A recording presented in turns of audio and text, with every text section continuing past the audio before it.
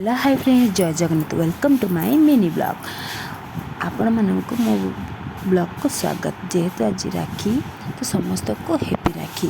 आज राखी किंतु blog T upload कला राखी सरी जाइए। देखो ये मो बाबा को भौणी राखी बांधुची। ये आम समस्ते भौणी भाई मान को राखी बांधिकी राखी पालन करचु। यह एक राखी पूर्णिमा ना कि यह एक राखीर डोर नुहे। यह हूँ भाई भौणी मध्य भल पाइबा और बंधन।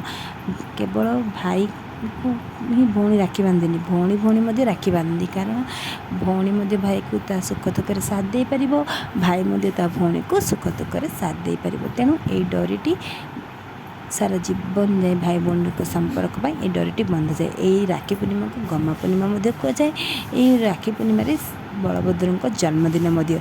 तेणु यही जन्मदिन हेतु यह राखी पूर्णिमा पालन कर।